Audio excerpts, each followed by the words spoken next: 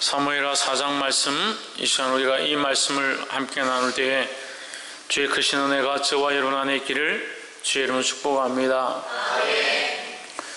여기에 이제 이스보셋의 죽음에 대한 말씀이 이 4장에서 나옵니다. 이스보셋의 죽음은 사울의 그 집안의 완전한 멸망을 말씀하고 있죠.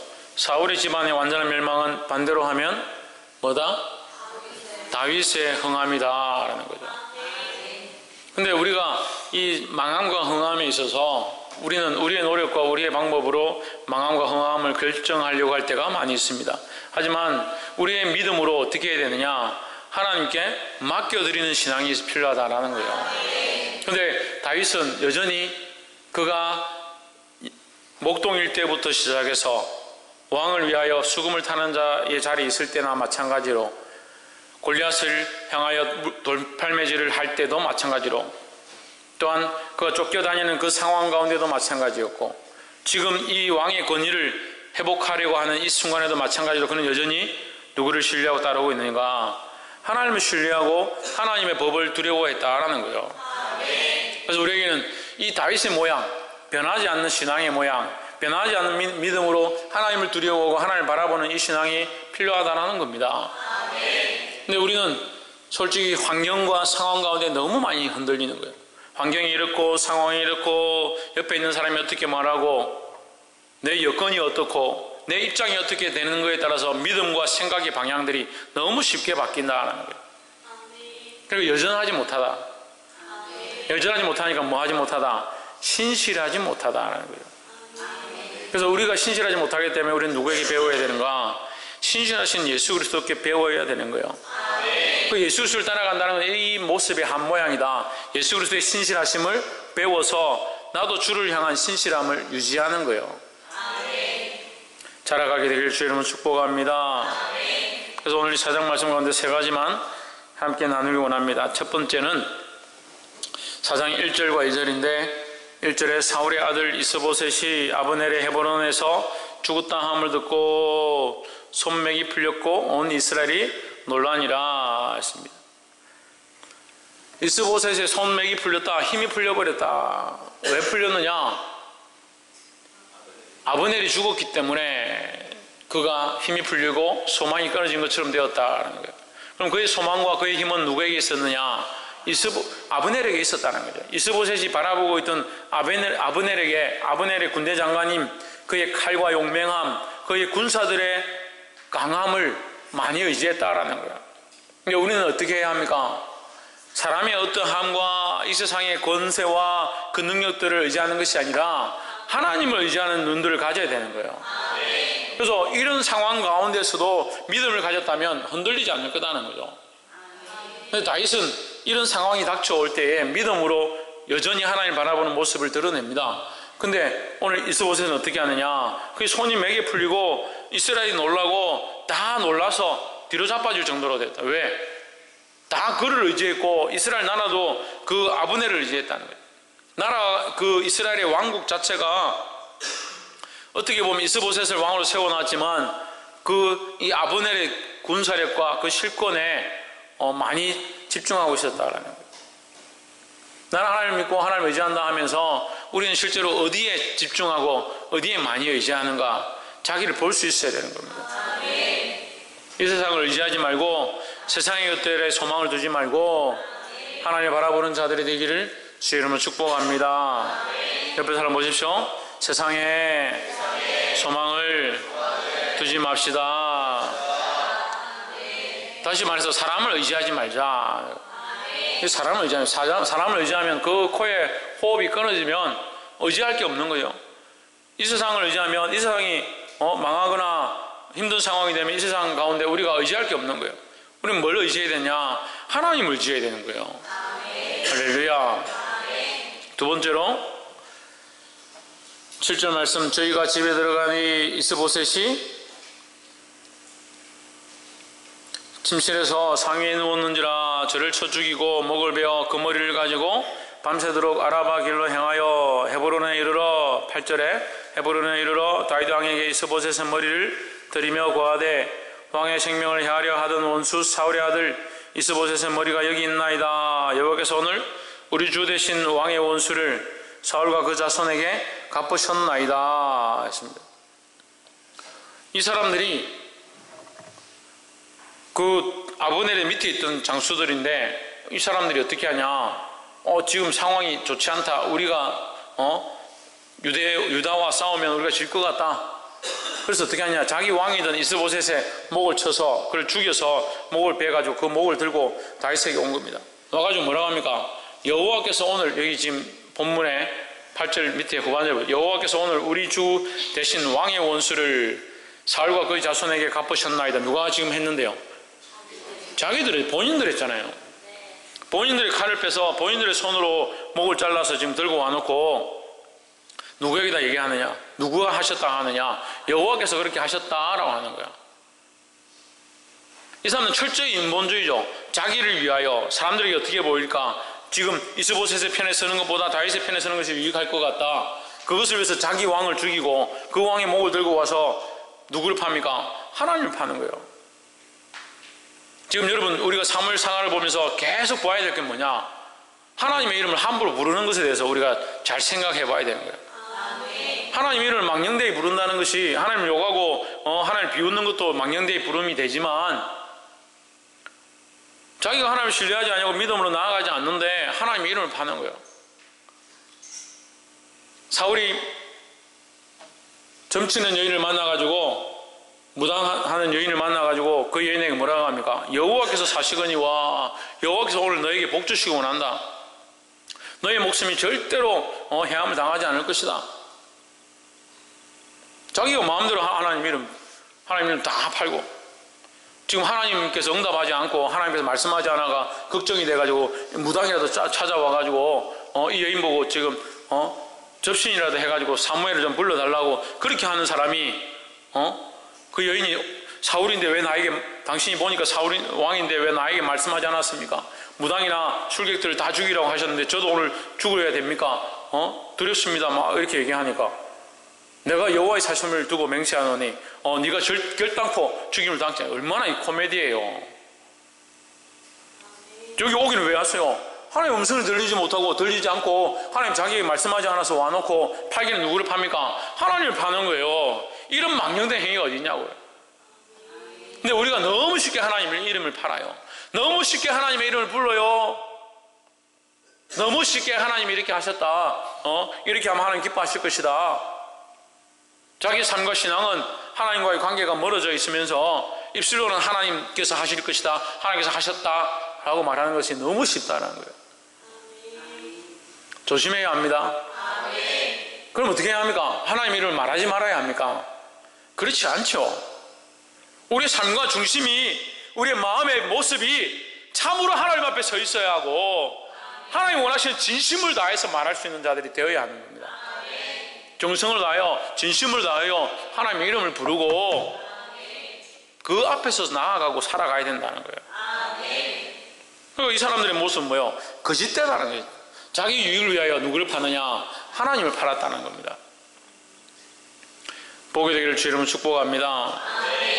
9절에 다윗이 부에로 사람 림몬의 아들 레갑과 그의 형제 바하나에게 대답하여 가로되 내 생명을 여러 환난 가운데서 건지신 여호와의 사심을 가리켜 맹세하노니 했습니다. 여기서 다윗의 믿음이 이미 나오는 거예요. 뭐라고 합니까? 내 생명을 언제? 여러 환난 가운데서 이 말이에요. 이것을 다시 해석하면 뭡니까? 처음부터 지금까지도 여전히 모든 상황 가운데서 모든 어려운 여건들 가운데서 나를 살리시고 살게 하신 그 하나님이, 그럼 다시 말하면요, 이걸 더 쉽게 말하면요, 너희가 그 사람을 죽여서 데려온 그거 내게 필요 없다. 너희가 그렇게 해가 나에게 도움이 되느냐? 도움이 안 된다. 나의 도움은 누구냐? 여호와 하나님이시다. 너희가 그렇게 한다고 내가 왕이 되고 너희가 그렇게 한다고 내가 종기를 입는 것이 아니다. 나의 종기와 나의 능력과 나의 힘은 오직 여호와께 있다라는 거예요. 그리고 그 여호와 하나님 나를 살게 하시고 우리 가운데 함께 하셨고 그 모든 환난 가운데서 나를 건지셨다라는 거죠. 할렐루야. 다윗은 어떠하냐? 여전히 그가 처음에 가졌던 그 믿음을 여전히 지금 상황 가운데도 자기가 유리할 때도 불리할 때도 가난할 때도 빈궁할 때도 하나님은 살아계시다는 말을 항상 하고 있는 거예요. 그러니까 그 하나님 앞에서 그 신실함을 내어놓는 이 다윗의 모습이 하나님 마음에 합한 자의 모습이다. 많은 사람들이 부유해지고 편안해지고 살만하고 돈을 좀 만질만 하면 하나님보다 돈을 의지하는 거예요. 많은 사람들이 자식이 없어가지고 괴로워하다가 자식이 생기면 하나님 자식 주신 거 잊어버리고 자식을 의지하는 거예요. 부모를 의지하고 세상을 의지하고 자기 학벌을 의지하고 자기 위치와 권위를 의지하고 그런 걸 볼 때마다 답답해요. 믿음으로 가르치고 말씀으로 가르치고 삶으로 가르치고 행동으로 보여주고 모범으로 그렇게 했는데 실컷 키워놓으니까 돈 없고 힘들고 가난하고 학교 다닐 때는 의지할 게 없으니까 목사님 의지하고 교회 의지하고 집 앞에 나와 충성하던 자들이 자기 돈 벌고 자기 사랑하는 사람 생기고 자식 낳고 세상으로 가고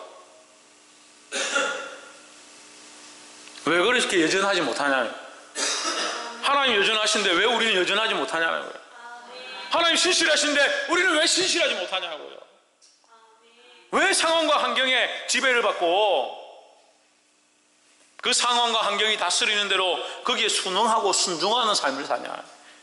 거기에 순종할 게 아니라는 거예요. 우리는 어디에 순종해야 합니까? 살아계신 하나님을 믿는 믿음 앞에 그 하나님 앞에 살아계신 여호와 앞에 순응하는 자들이 되어야 합니다.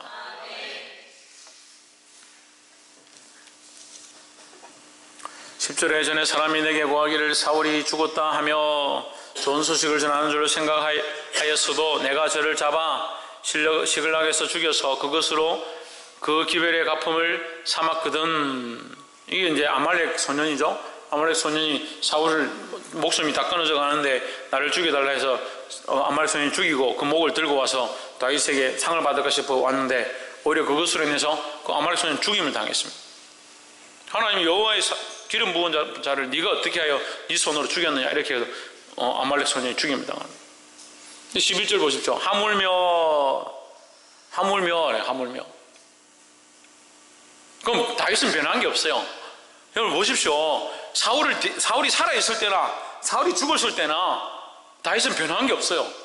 사울이 살아있을 때는 그 조심하고 여호와의 기름 부음 받은 자니까 내가 어떻게 그에게 감히 손을 대겠느냐 해서 옷자락 베면서도 양심의 찔림을 받은 그것으로 끝난 게 아니고 그가 죽었어도 여전히 그를 예우하고 그를 향한 이 하나님 앞에서 있기 때문에 죽었거나 살았거나 상관없이 그는 하나님 앞에서 사울을 기름 부음 여호와께서 기름 부음 받은 자로 인정해 줬다는 거죠. 왜요? 하나님을 두려워하고 여호와 신앙, 여호와 하나님을 신뢰하는 그 믿음이 여전히 있었기 때문에요. 이스보셋이 죽임을 당했지만 이스보셋을 왜 인정하느냐? 사울의 아들이기 때문에 인정했다는 거죠.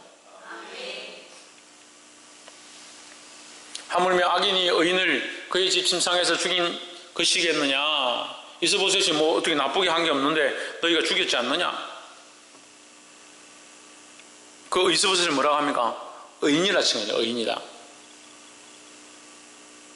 우리 철저하게 우리 편이잖아요.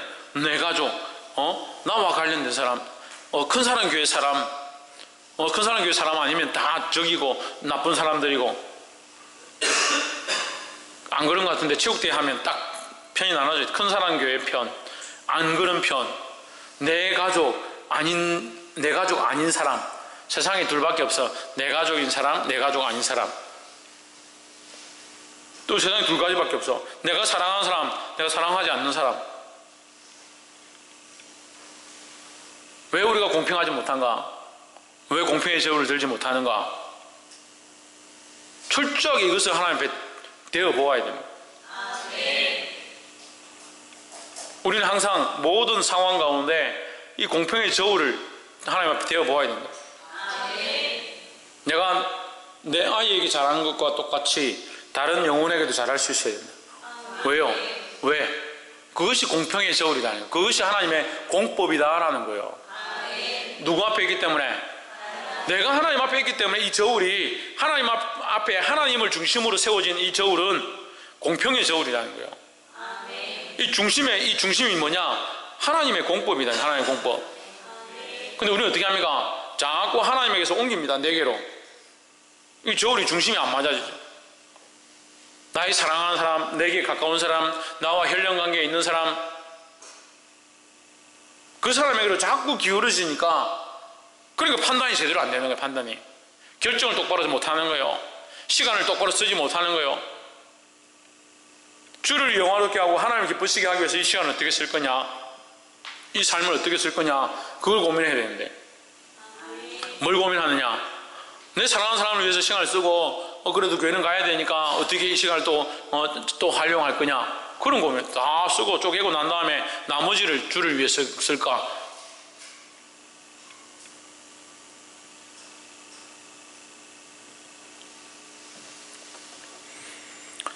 말씀 맺겠습니다. 사랑하는 성도 여러분, 이 다윗의 이 믿음, 하나님 앞에 서 있습니다. 우리는 어떻게 해야 되냐? 이 다윗을 본받아야 되는 거예요. 다윗이 누구를 바라보듯이, 하나님을 바라보듯이 우리 또한 다윗을 바라보아야 해요. 다윗이 하나님을 바라보듯이 우리 또한 하나님을 바라보아야 한다는 거예요. 그래서 자기중심적인 신앙들을 버리고 세상을 의지하고 다른 것들을 바라보고 다른 것들을 의지하고 신뢰했던 것들을 내려놓고 하나님을 바라보는 신앙으로 서야 된다는 거예요. 여전히 변함없는 믿음.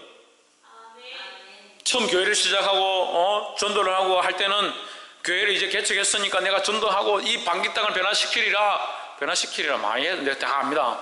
다 기억해요. 내가 이 방기 땅을 전도하겠습니다. 목사님 걱정하지 마십시오. 내가 화요일마다, 목요일마다, 금요일마다, 토요일마다 나가서 내가 전도하고 친구들 다 데려오겠습니다. 데려오긴 뭘 데려와. 자기 믿음을 잘 지키지. 우리 10년도 안 됐어요. 그 사람 교회 한지 10년도 안 됐어요. 우리 자기 믿음 지키는 사람들 지금 태반이 안 보여. 태반이. 왜 그래? 신실하지 못하냐. 근데 신실하지 못하는 진단 가운데 한 부분이 뭐냐? 다른 것들에 중심을 두는 거예요. 다른 것들에 중요하다고 생각하고 거기다가 걸어놓은 거예요. 그러니까 그게 흔들리면 이 믿음도 다 흔들리는 거예요. 사람을 보고 왔든지, 친구를 보고 왔든지, 교회 예쁜 걸 보고 왔든지, 목사님을 보고 왔든지, 그러면 그게 흔들리면 자기 믿음도 다 흔들리는 거예요. 우리가 의지하고 바라보고 초점을 둬야 될 분이 누구냐? 여호와 하나님이에요. 그 다윗이 여전히 이전과 같이 아말렉 소년에게 말했던 것과 같이, 그의 청년들에게 말했던 것과 같이, 그의 군사들에게 말했던 것과 같이, 그의 백성들에게 말했던 것과 같이 오늘 이 사람들에게도 똑같이 여전히 말했다는 거예요. 왜? 그가 하나님 앞에 있어서 하나님 원하시는 신실함으로 그 안에 신실함을 가지고 있었기 때문에 흔들리지 않고 변하지 않았다는 겁니다. 그 마음이 하나님 앞에 하나님 마음에 합한 신앙인 줄 믿습니다. 이 세상을 의지하지 말고 자기 유익을 구애하지 말고 자기 유익을 위하여 의와 선의 기준을 바꾸면 안 돼요. 누가 그랬다고? 이 레갑과 누굽니까? 바하나. 예. 레갑과 바하나. 자기 유익을 위하여 자기 왕을 바꿔버린 거예요. 자기 주인을 바꿔버린 거예요. 자기 유익을 위하여 하는 것이 아니라 하나님의 영광을 위하여. 그리고 인정을 못 받는 거예요. 자기 유익을 위해 바꾸지 말고 하나님의 영광을 구하는 자들이 되기를 주의 이름으로 축복합니다. 여전히 이 믿음을 지킴으로 이 약한 세대 가운데 주의 영광을 드러내고 하나님 기뻐하신 자들로 살아가게 되기를 간절히 소망합니다.